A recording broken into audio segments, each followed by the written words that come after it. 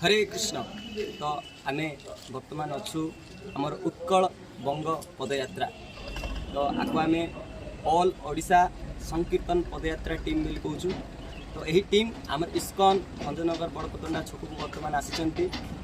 तो यही भिडियो मुझे करुँची जे यही पदयात्रा गाड़ी 4 वर्ष तले आसला 2021 रु बर्तमान हो 2025।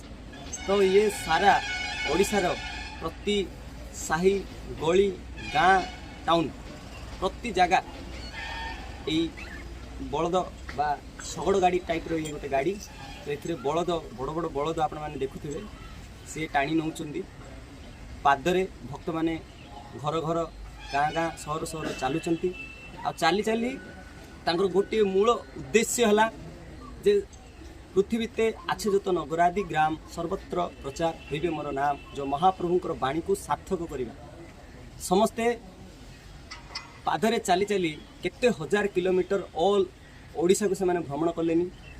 ये मु शुणी जे 2021 राधाअष्टमी रु श्रीधाम मायापुर ठारू आरंभ होइथिला। तो आज ये पूरा ओडिशा को परिभ्रमण करुच्ची।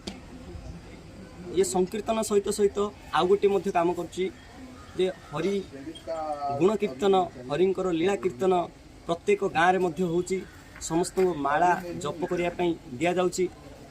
पुस्तक मध्य वितरण करा जाउची।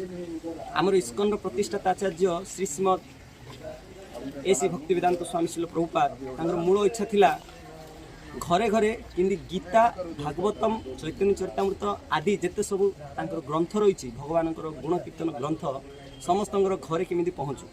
तो यही जो भक्त मैंने आपण मैंने देखुं जी कि आम पछरे सब कार्यकारी कर तो सही भक्त मान को आम सहयोग करवा और यही पदयात्रार केमी अति अधिक अधिक प्रति गाँव में जो जो मैंने वीडियो देखुं यदि आपण मैंने निज गाँव को नापी चाहते आपण मैंने डाकिपर। हाँ तो आमर जो डिस्क्रिप्शन नंबर दि जाइए तो आपण मैंने से डाकतु आम आपण गाँव को जेबे आम से बाट दे जीवु लोकेशन आप शेयर करूँ कमेंट करूँ आपण गाँव लोकेशन आसवाई आम निमंत्रण करूँ। आम निश्चित रूप से आप गाँव को जीवु। तो आमर उद्देश्य ये ऑल ओवर ओडिशा भ्रमण करने ये एक इस्कन एक वर्ल्ड होली नेम संकीर्तन प्रथम। प्लीज आम ये कोई वीडियो को समाप्त करूँ। ये पदयात्रा रथ ये आरंभ है माने ये शेष होबार कौन सीमा नहीं।